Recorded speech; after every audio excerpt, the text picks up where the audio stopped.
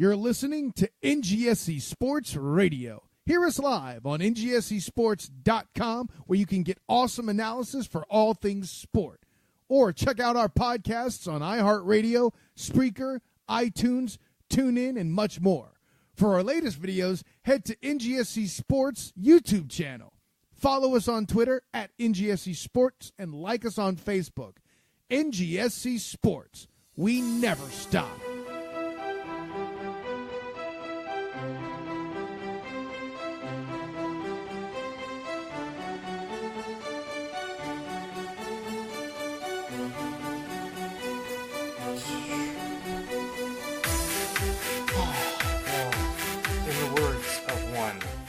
Zach De La Roca, noted auteur and all-around good guy.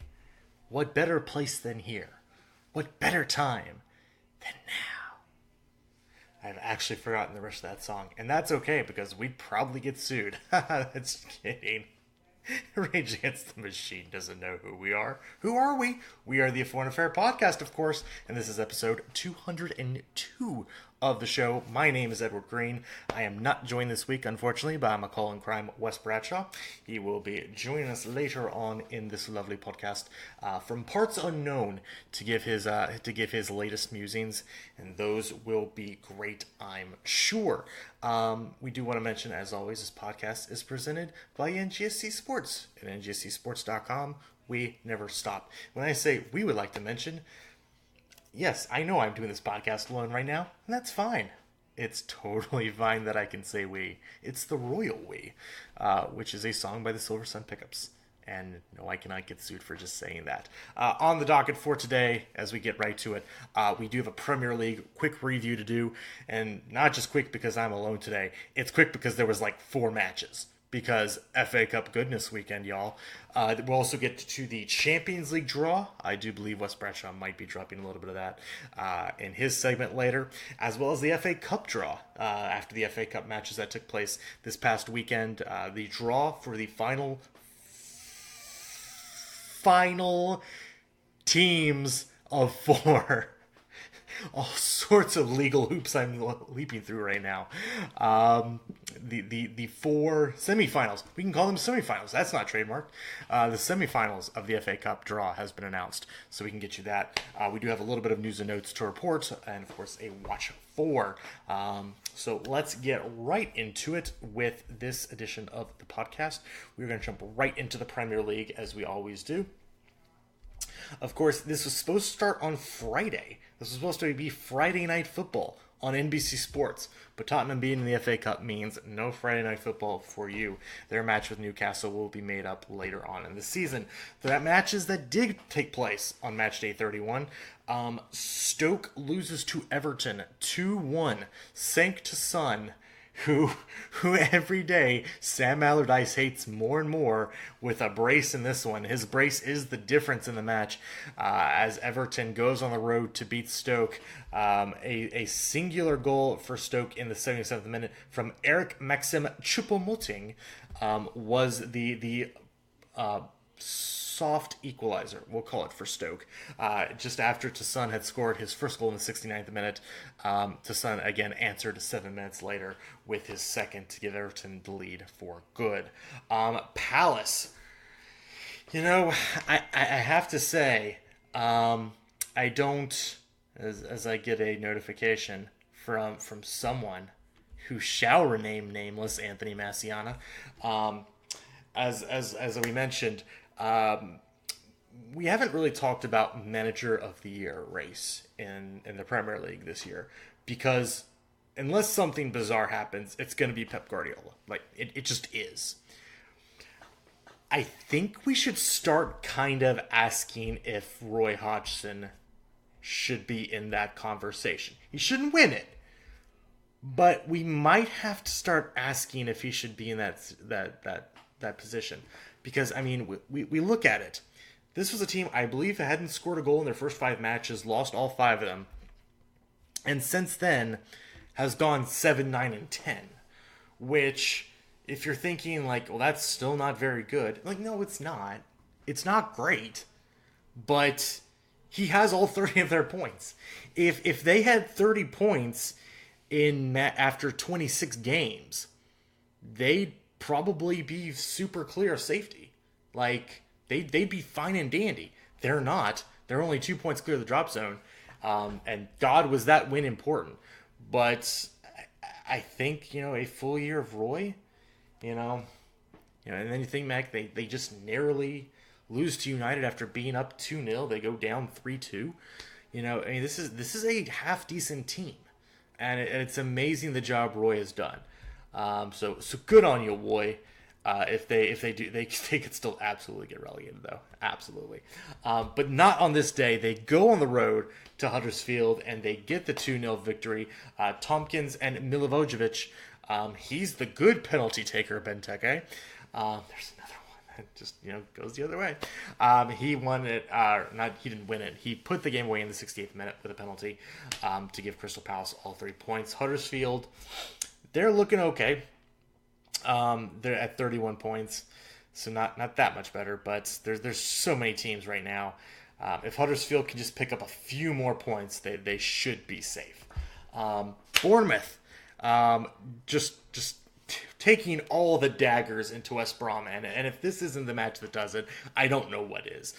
Jay Rodriguez put West Brom up just about 4 minutes after the second half restart with a goal, but Jordan Ibe and Junior Stanislas pulled Bournemouth equal, then ahead, respectively.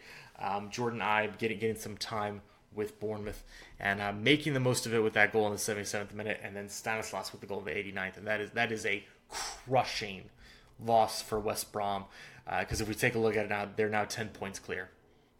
That's it. If they could have gotten that win, they wouldn't have looked good, because they would still be 7 down with 7 to play. But you could argue maybe they have a chance if they get on a run. No, that's the killer. That's the actual nail in the coffin. It's like, nope, you're 10 points back. Not happening. Sorry.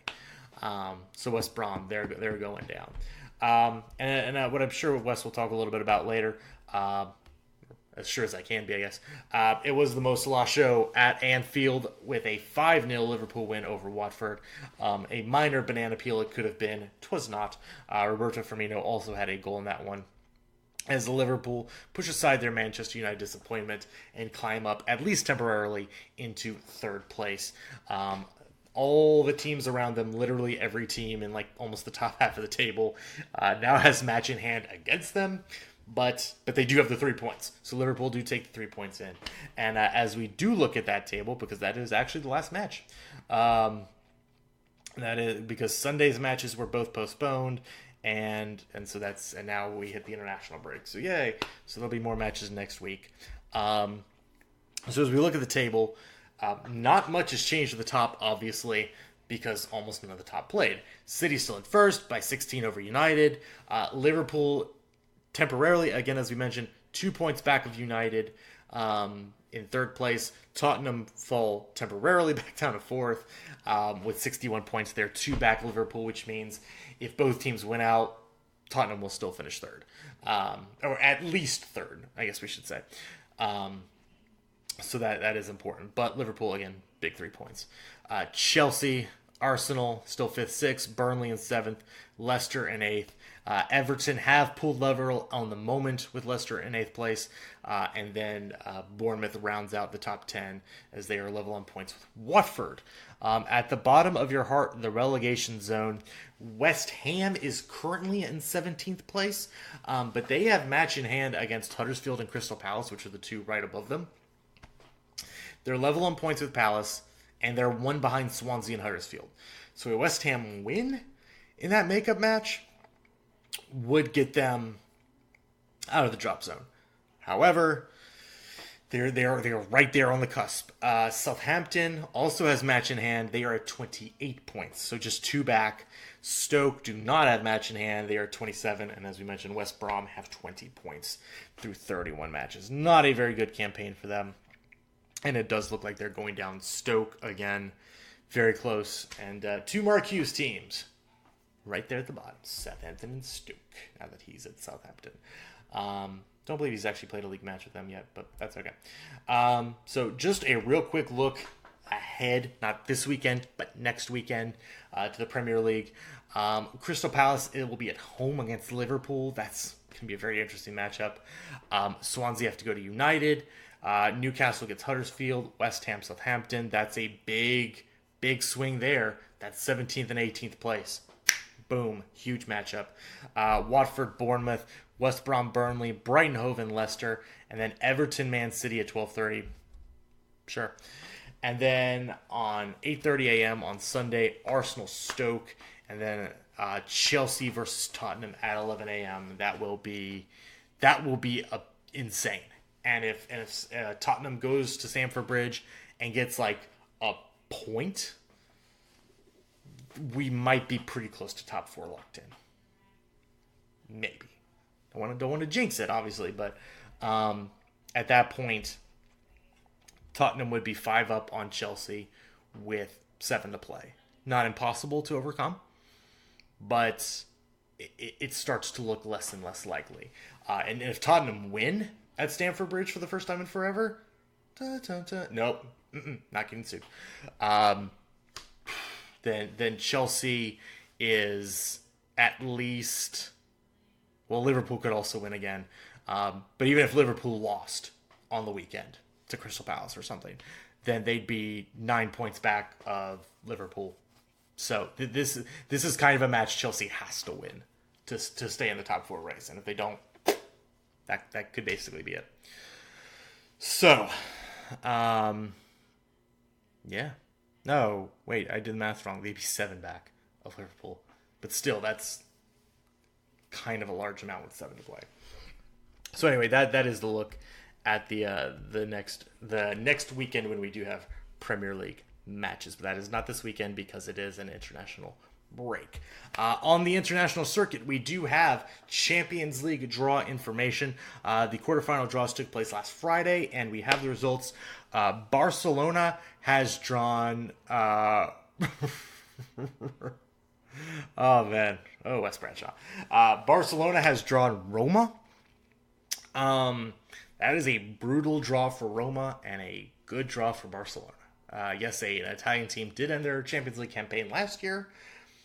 Roma is not Juventus, so you have to believe Barcelona will be getting through. Sevilla will be taking on Bayern Munich. That is... Can Ben Yedder all over Bayern Munich? I tried. That will be very crazy. You have to favor Munich, but you never know. I've seen Munich get these upstart teams, and sometimes they'll even struggle in like the first leg, and then the second leg they're like, nope, you're done. So Barcelona and Bayern look to have pretty easy, relatively speaking, roads to a semifinal matchup. The other two, though, oh boy. Juventus versus Real Madrid. A replay of last year's final in the quarters, because that's what happens sometimes. So we'll see over 2 legs how those two teams will match up. And then Liverpool versus Manchester City, April 4th and April 10th. And I'm going to text Wes Bradshaw here real quick because he's texting me. I know this is riveting. So yeah, that text has just gone through. Liverpool, Man City, that it's gonna be huge. I mean, this is almost in a way both teams' season. At this point, City's won the league. It's happened. And then they won the League Cup. So whatever. Okay, awesome. He's going to talk about. Pep, this is his goal. This is why he was brought in, to win the Champions League. And now he has to get through the only team that's beaten him in the Premier League this year. So far, at least. And for Liverpool, this is your season. This is it. You're not in the FA Cup. You didn't win the League Cup. You're not going to win the league, but your top 4 is pretty solid at the moment. This is it. This is your season.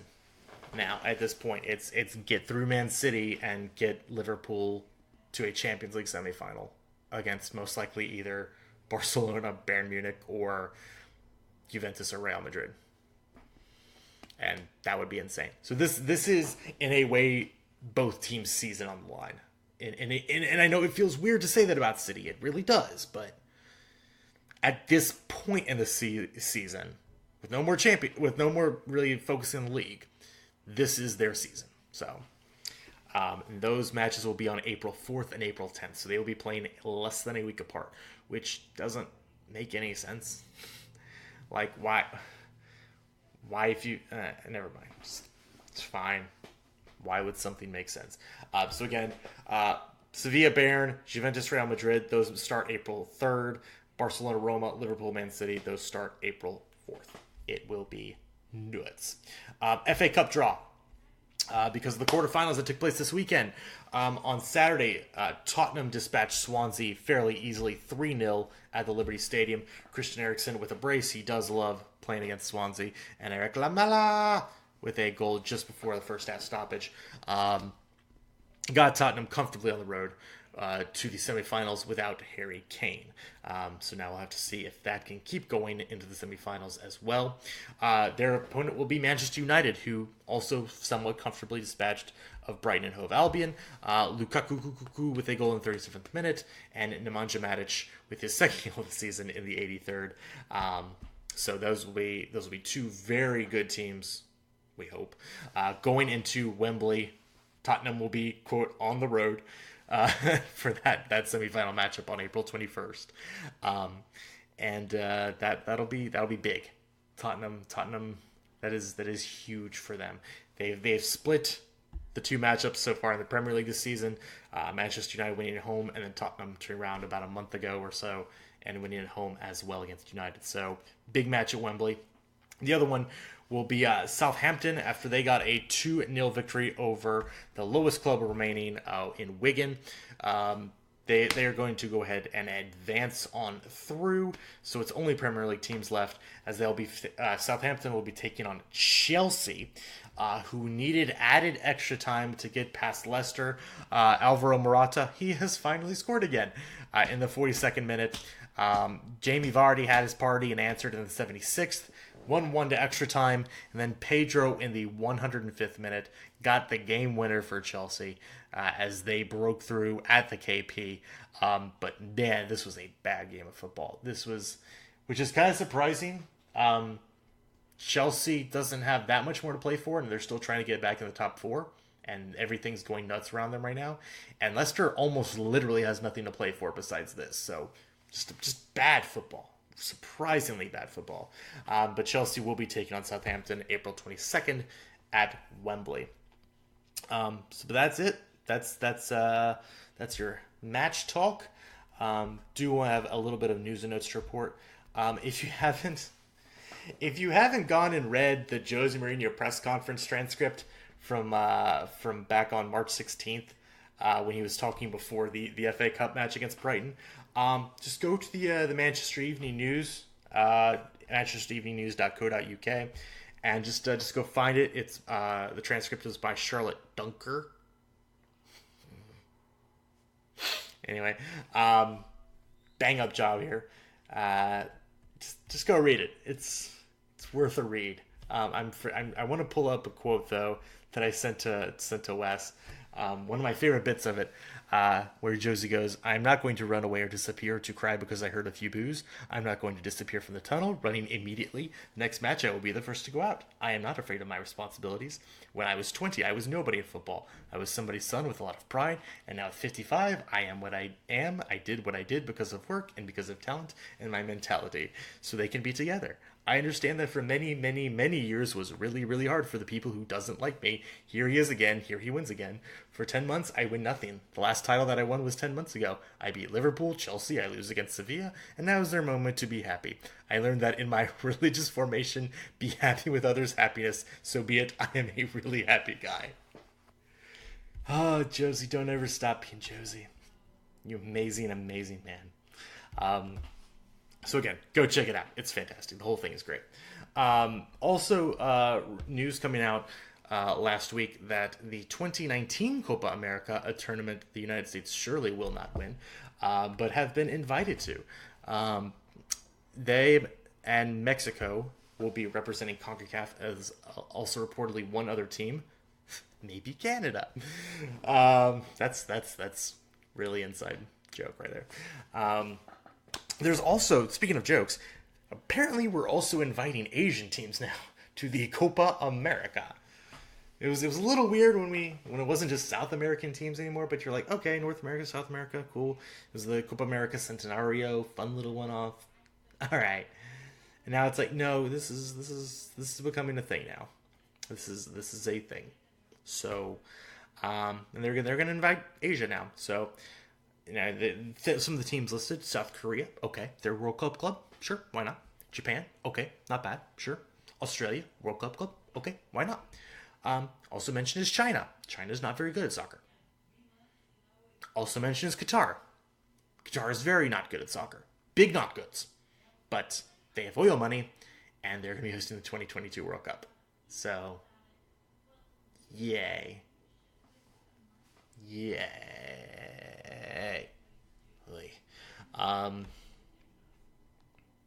So hooray. Hooray for that. That's stupid and garbage, but whatever. Who cares? It's a stupid tournament anyway. So, on that uplifting note, hit the watch 4. And I tell you what, I guess we're watching a little bit of the Brooklyn Nine-Nines.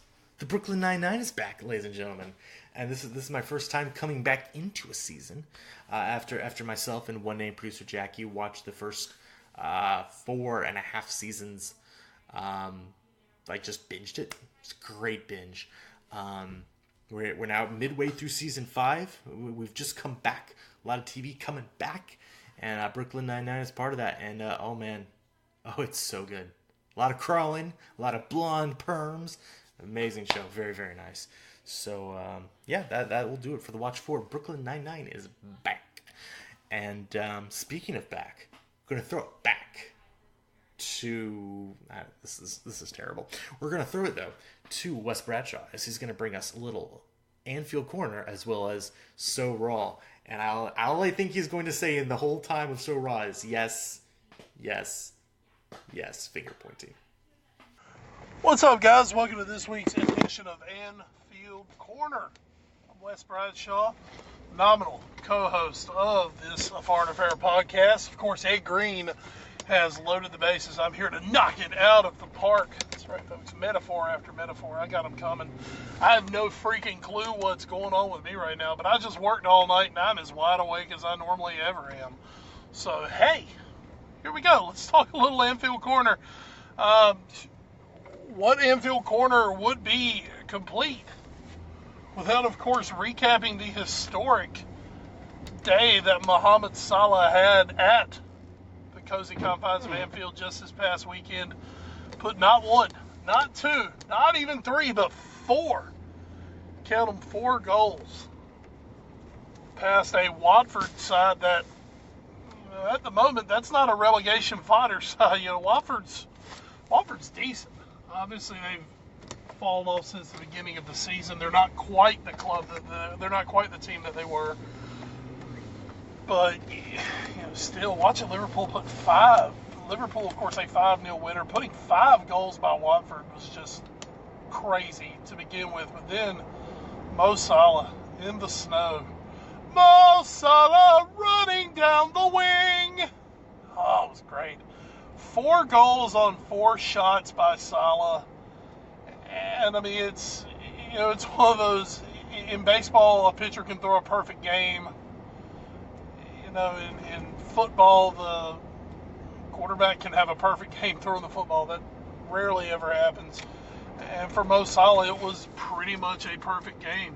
4 goals on 4 shots. Oh, and then just to put the cherry on the sundae, he had the assist for the other goal. So, he's kind of the Renaissance man, doing a little bit of everything. Great job. Mo Salah becomes the first Premier League player to score 4 goals in a match since a guy by the name of Luis Suarez did it for Liverpool against Norwich back in the 2013 season. Happy to remember 2013 season. I believe the first Egyptian to have a hat trick in the Premier League. I think that brings it near 50 nationalities now that have scored hat tricks in the Premier League. I mean, that's crazy, absolutely crazy. I might be off on that number, but I think I thought I saw that number. Oh, sue me. First Liverpool hat trick since Luis Suarez. I believe that 4-goal match was the last Liverpool hat trick. Just a magnificent day. It happened in the snow. It was this like really cool backdrop. There weren't very many Premier League matches, as Ed has talked about. So Liverpool and Watford, that was the Premier League match of the weekend. And Salah just steps forward, takes every opportunity, does it. If the tabloids are to be believed, that probably makes him a £200 million player. Soars out in front of the English Golden Boot competition, has him at the top of Europe's Golden Boot competition at this point.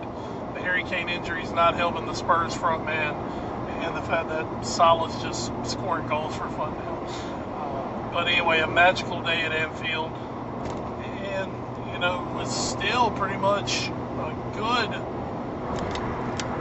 2 months basically left in the season. Where will the number end for Mo Salah? Salah and Firmino now sitting on a combined 59 goals this season. The Liverpool record for a duo was Ian St. John and Roger Hunt. I believe it was in 62, 63, somewhere in there. They scored 64 goals in the season. So an extremely, extremely high probability that between Salah and Firmino, they're going to break that record. Just an amazing year for Liverpool when it comes to the attack. And Mohamed Salah, I mean, he's that guy. He is the hot European prospect at the moment. And the best part is, I don't think there's much of any chance he's going anywhere this summer. I think he is staying put. He's happy at Liverpool. We're obviously happy to have him. And it's one of those marriages made in heaven right now between Salah and the Reds.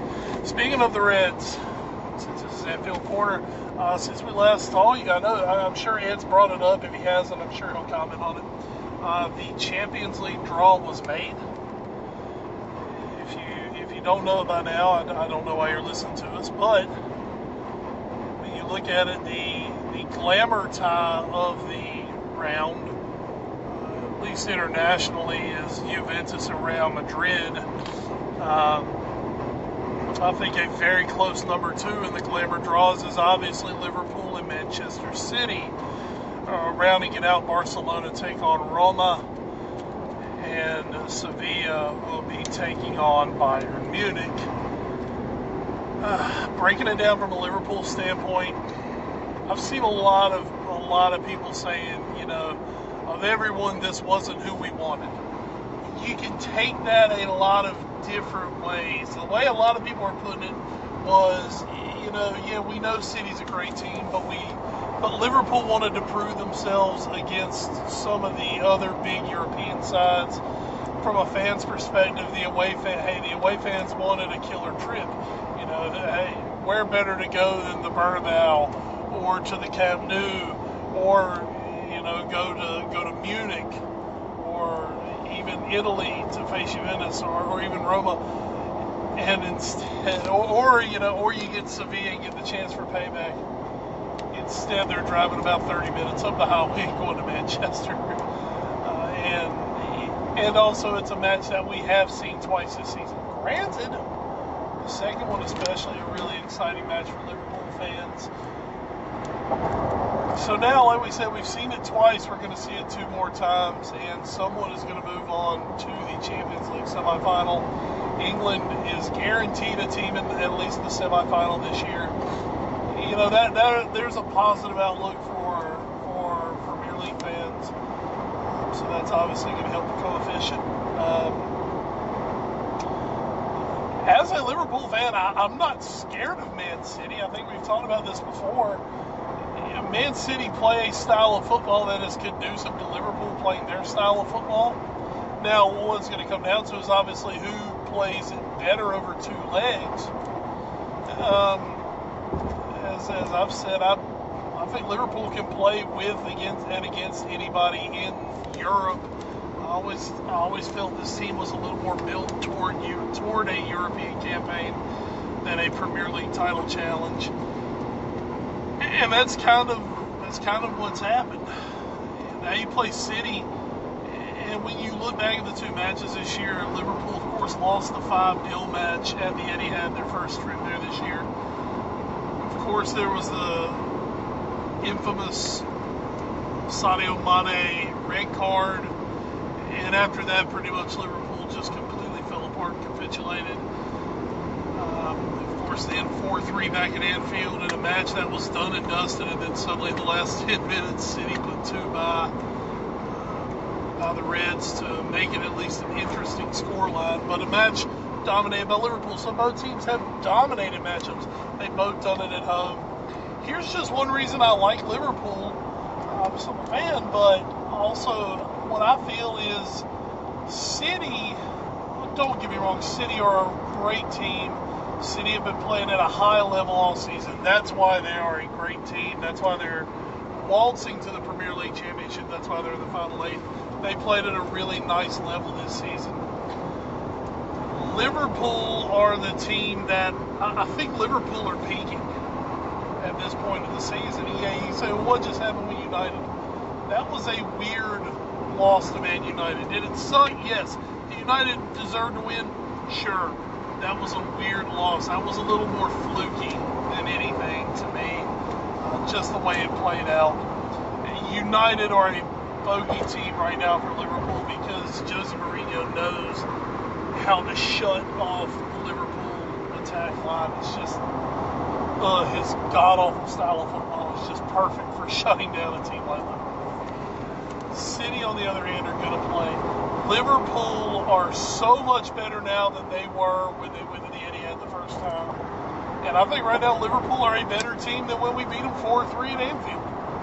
That's the thing. Liverpool have improved. Of course, that match was I believe that was Virgil van Dijk's second match in a Liverpool shirt.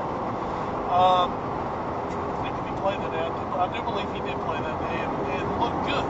But since then, the partnerships have gotten better. Andy Robertson, that was his coming out party that day. He's only gotten better. Loris Karius seems like he's become a more confident goalkeeper since then. Also that day, we were playing off the emotion of just selling Philippe Coutinho. Now this group has settled in and knows how to play their game, completely devoid of any Coutinho vacuum.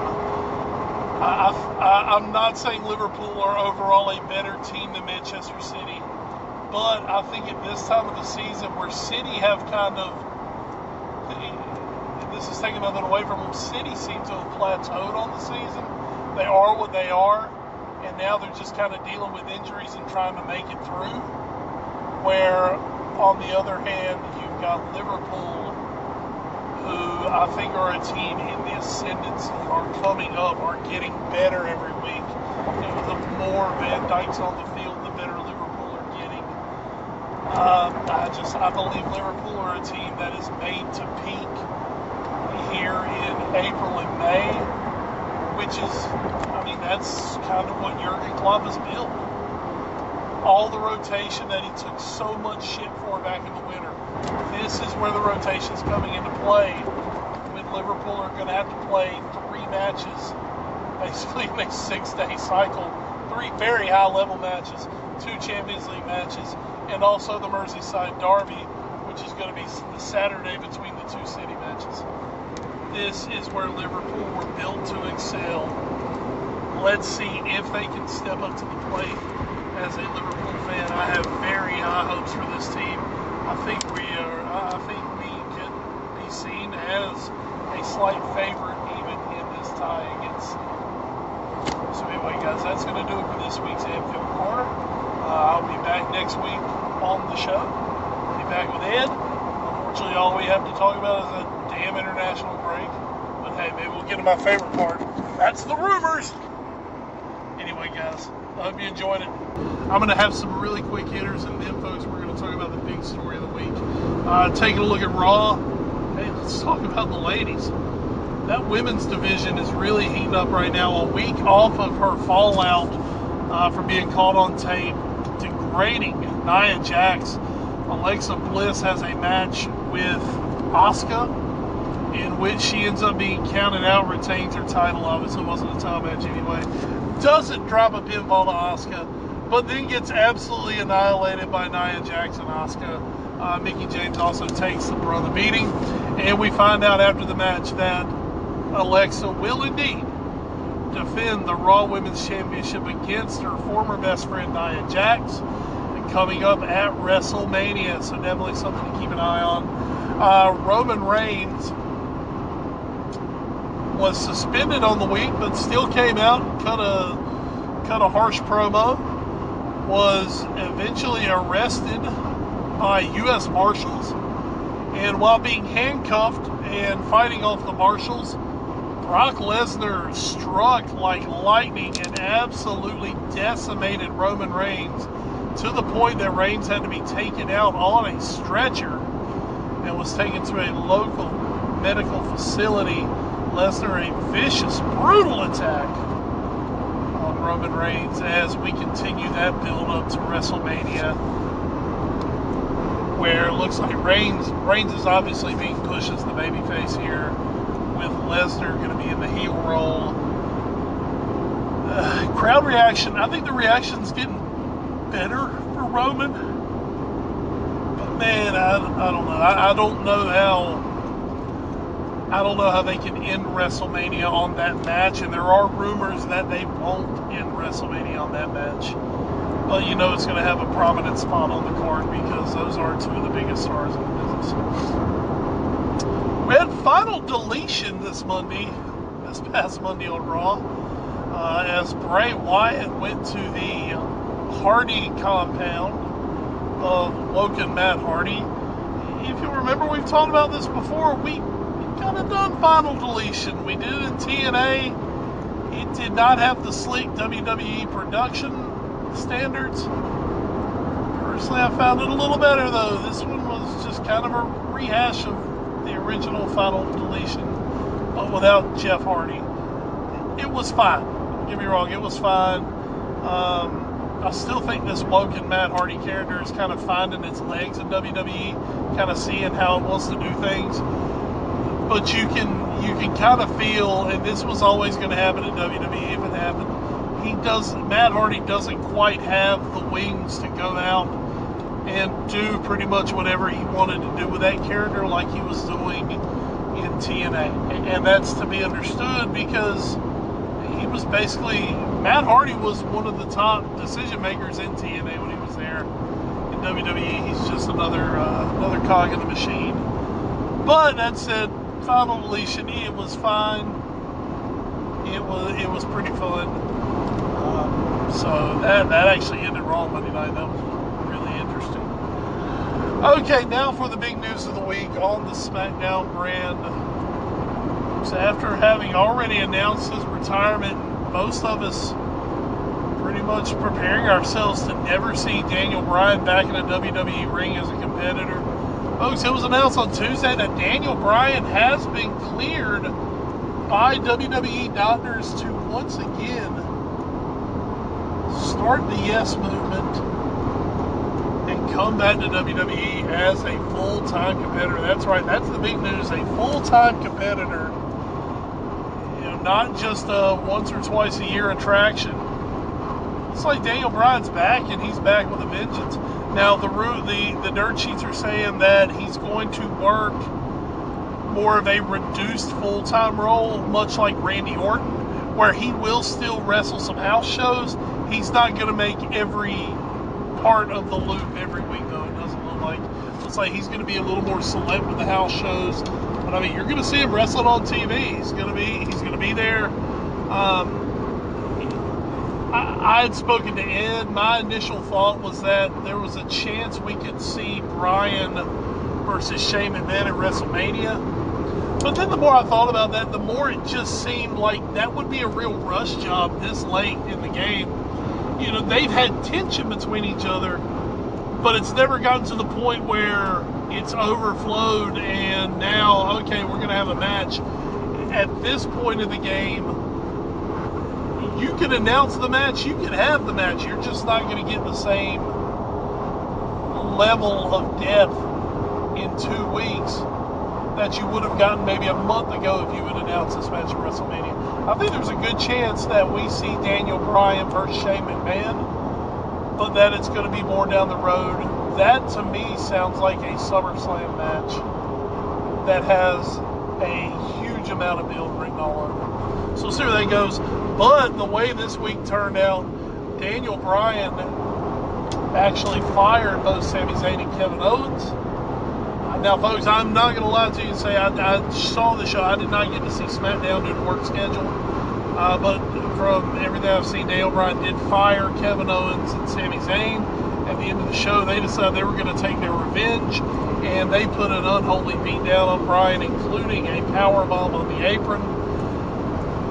To me, that says everything about where Daniel Bryan is physically at this point, because there is no way WWE is risking him just on a run-in beatdown. Excuse me, folks. Woo! Morning's starting to kick in as I'm on the way home. They're not going to risk his long-term health on like an initial beatdown right out of being reinstated. So the fact that Daniel Bryan took that move, I think that was to kind of give everyone a wink and say, you know what, he's good. He's in good shape. He can take some bumps. The most likely WrestleMania scenario you're going to see right now, because right now it's still Kevin Owens versus Sami Zayn at WrestleMania, but like I said, they've been fired. I think the most likely scenario at WrestleMania we're going to get is Kevin Owens and Sami Zayn tagging to take on Daniel Bryan and Shane McMahon. Now, did Daniel Bryan and Shane McMahon win that match? Sentimentally, sure, but if we want to go ahead and continue that process of building that match between McMahon and Bryan, like I said, if you want to play that one at SummerSlam, you can start just bringing in those chords of discontent, because from everything we've heard, Daniel Bryan is not leaving his quote general manager job of SmackDown. So we're just going to have to see what happens going forward here, but I believe that's going to be the ultimate outcome by SummerSlam, is that we're going to get a Shane O'Mac versus Daniel Bryan match. But hopefully, very hopefully, we are going to see Daniel Bryan on the card at WrestleMania. Of course, WrestleMania 34 this year, it is back in New Orleans, which was, of course, the site of Daniel Bryan's greatest ever triumph. Probably his greatest night ever in the wrestling business, when he defeated first Triple H and then Batista and Randy Orton for the, at that time, the unified WWE World Heavyweight Championship at that time, which was one of the more epic WrestleMania endings of all time. Man. Okay, that's about all I've got for you guys this week. Like I said, I'll be back on, like I said earlier, I'll be back on next week. We'll be more plausibly live. We'll have Raw, we'll have SmackDown under our belt. We'll know everything that's going on. And we'll just, we'll see what happens as we get ever closer to WrestleMania coming up April 8th. Live from the New Orleans Superdome, the Mercedes-Benz Superdome in New Orleans, Louisiana. My personal favorite city, the Big Easy. It's going to be fun. Thank you guys. This has been this edition of So Raw. And thank you so much for that, Wes Bradshaw. Oh, big excites. I'm nervous, but big excites for the Daniel Bryan return. Very, very, very nervous. I'm so excited. I'm so excited. I'm so scared. We'll see. We will actually see. But we will not see any more of is episode 202 of the A Foreign Fair podcast. We are coming to a close now after Anfield Corner and So Raw. Thank you, though, so much for joining us here today on the podcast. The podcast, as always, is presented by NGSC Sports at ngscsports.com. We never stop. You can find them on the Twitterverse. You can also find us on the Twitterverse. At AFA Pod is the collective address. He is at West Bradshaw 21. I am at Edward Green. You can also find us on Instagram. I don't even want to say them anymore. You can find us on YouTube. YouTube.com/The All New Sports Show. You can also email us there, allnewsportshow@gmail.com. Lastly, thanks to our podcast providers, including Podbean.com, Stitcher, Spreaker, iHeartRadio, the TuneIn Radio app, the Google Play Music Store, and iTunes Music. We will be back next week with another podcast. It will be lovely. We will have not much to talk about. There's international friendlies. There's some big international friendlies, but they're friendlies. Who cares? They're going to go run out for 90 minutes, and Germany's going to win. Or is that the World Cup? I don't remember anymore. So, friendlies. Enjoy the friendlies this weekend. That's about it. And then we'll talk news and notes. Maybe Neymar will have done something else stupid by then. Probably. So, we'll see. And then we'll see you guys next week, too, on the Foreign Affair podcast. As always, please stay safe and enjoy the football, even if it's crappy international break friendly.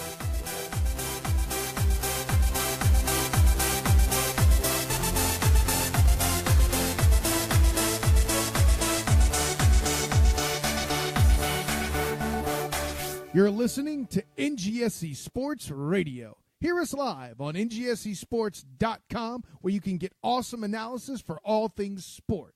Or check out our podcasts on iHeartRadio, Spreaker, iTunes, TuneIn, and much more. For our latest videos, head to NGSC Sports YouTube channel. Follow us on Twitter at NGSC Sports and like us on Facebook. NGSC Sports. We never stop. We never stop. We never stop. We never stop.